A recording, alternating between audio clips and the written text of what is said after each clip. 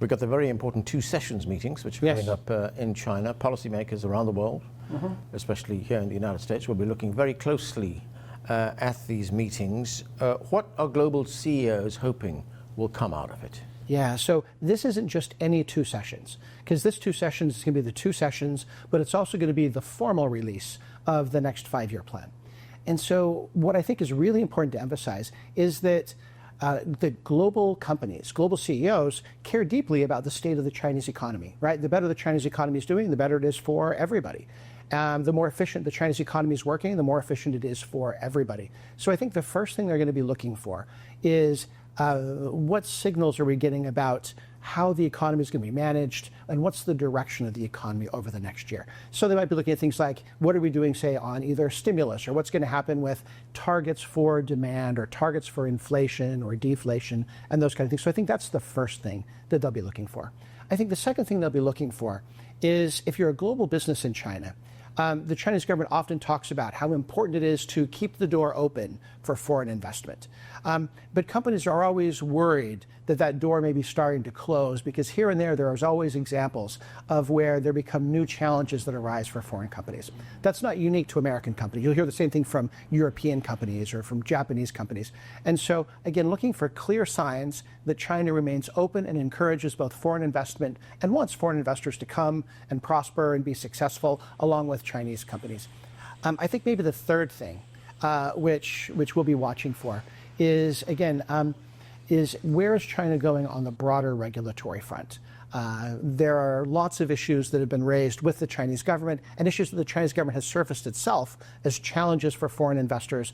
And do we see concrete steps being taken to follow through on some of the planned and announced reforms? So I'd say those are the big three. Right. So China has in the past, in fact over the last few years, given the undertaking that it is opening up, as it puts it. It's opening up its economy. It wants more investment. So you will be looking closely at investment opportunities that will come out of these two sessions. Yeah, so I think not just investment opportunities. This is a place where I think we've had some very fruitful discussions with the Chinese government. Yeah. I remember the Chinese government talking about, here are the ways that we have opened over the last period of time. And then when we talk to companies, foreign companies, they don't feel that. And so often, if you're a policymaker, there are steps that you take that you think may be affecting and improving the business climate, but it's not felt by the companies, meaning it doesn't translate into actual practice. Or, sometimes national level practice may not be fully implemented at the local level. And so that's what I mean by saying it's absolutely clear that the goal of the Chinese government is to open up.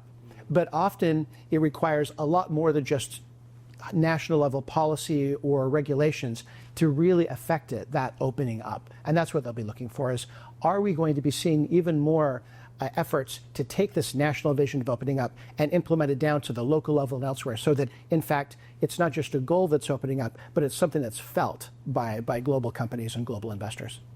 Well, let's look at some of the sectors where there are opportunities for greater cooperation, a win-win strategy, as China puts it. Let's take green energy technologies. Here is a sector where China is leading in the world right now. It's the world's biggest producer of green technologies, things like wind power, solar power as well. It's the biggest exporter as well. Where do you see cooperation between the two countries in this particular sector? Yeah, no, China's absolutely the world leader in this, and there is no decarbonization without some China component of that strategy. What I hear from, say, American utility companies is that China's done a lot of innovations in things like smart grid, grid management, rapid power generation, power storage, and all of those things.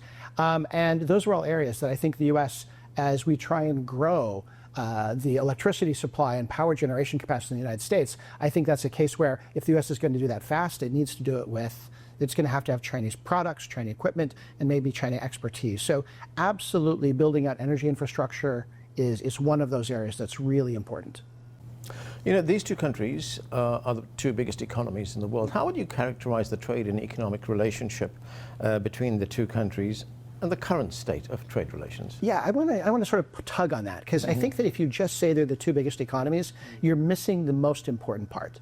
It's not just that they're the two biggest economies, they're the two most dynamic economies and the two most innovative economies. And it's when you add the innovation piece and the dynamism piece that you really recognize the need for the two countries to find ways to work together together more effectively.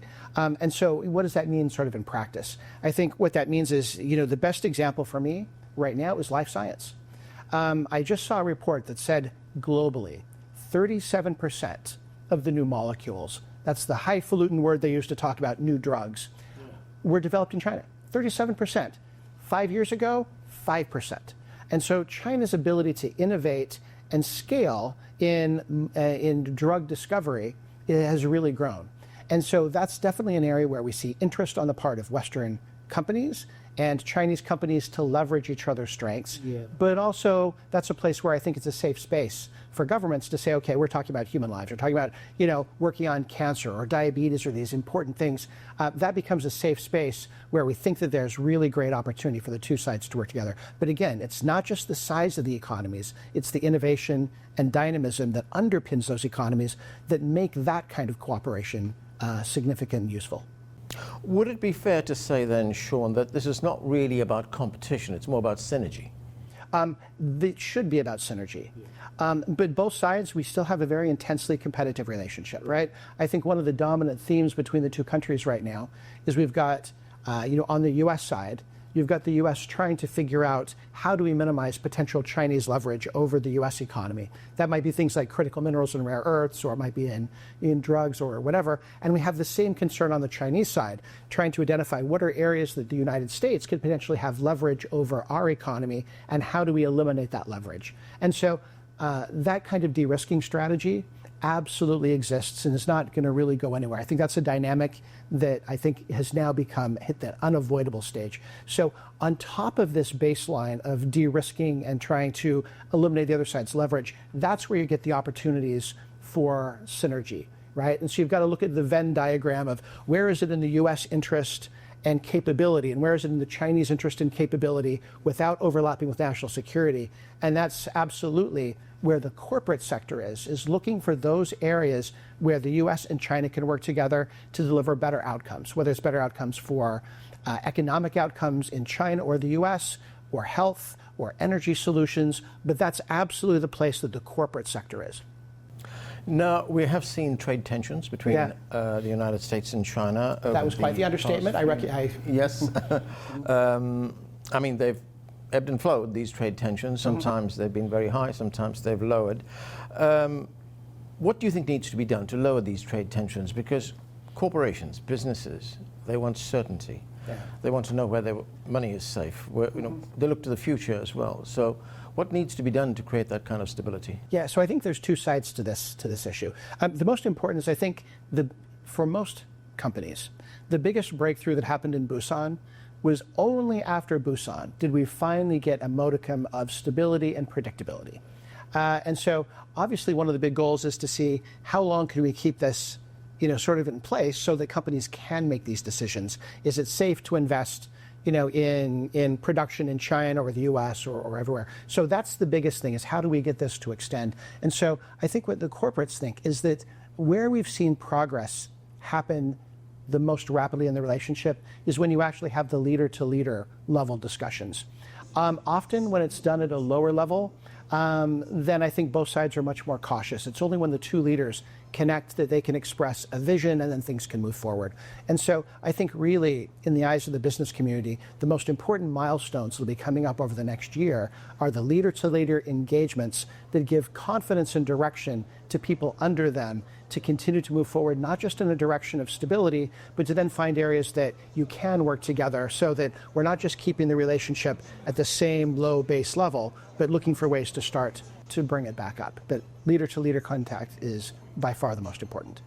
Yeah, and when we talk about trade tensions and what is happening, I mean, there is a perception that the two countries are moving away from each other, that companies are moving away from each other. We hear the D word, decoupling, all the time. But you say, no, that's not happening. In fact, what we are seeing is a deepening of ties. Yeah, so I think what we're seeing is, a couple of things. What we're not seeing is, I keep seeing this narrative that American companies are pulling out of China. The data does not support that. There's been virtually no companies pulling out of China except where tariffs have made business completely untenable. And so that's understandable. But everything else, no one is leading China.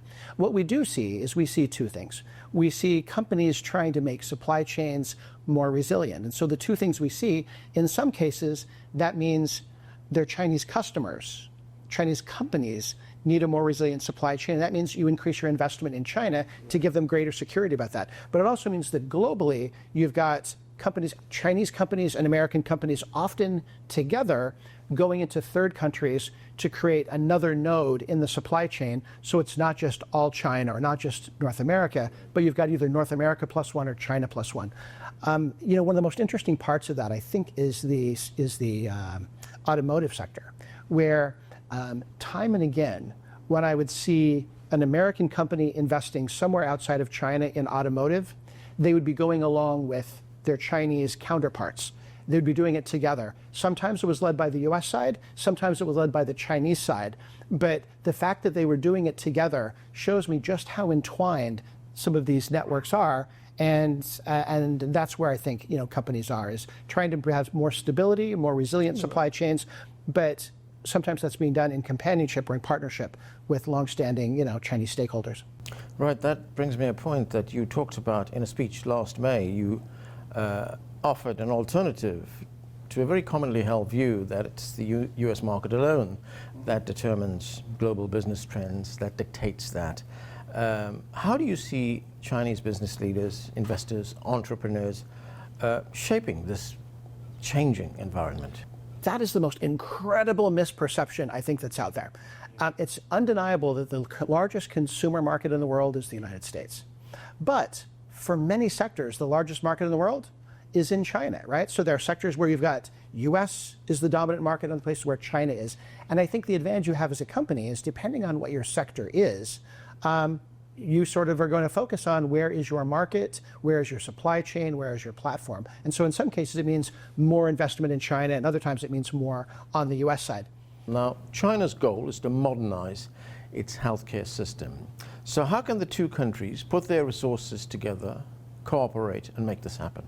Yeah, I think China's progress in that area has been absolutely extraordinary. This has been a long-term initiative on the part of the Chinese government. What we've seen, though, despite all of the great progress, is that sometimes it's difficult for the Chinese government to engage effectively with the private sector, especially the foreign private sector. And the foreign private sector often feels like it's challenging to engage with the Chinese government. So even though they've got shared goals on how do we modernize, say, healthcare treatment, or how do we better deal with elder care, often you need sort of a platform to help bring them together. And that's what we tried to do, is to let government agencies, think tanks, and business all get together to talk about some of these issues, to look at ways that they can work better together and they can have better understanding.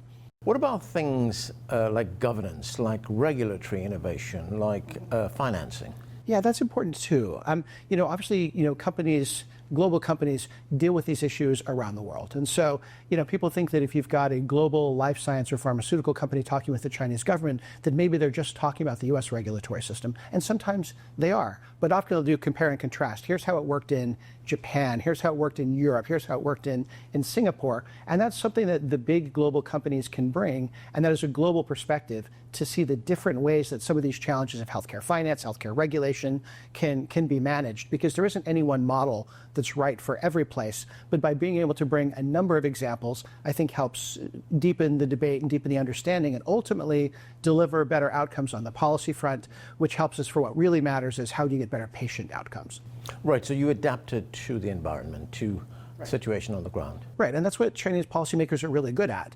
Often what they need is, like everywhere, Chinese policymakers are busy. They can't necessarily go and spend a week in Singapore, then a week in France, then a week in Canada, and a week in the US.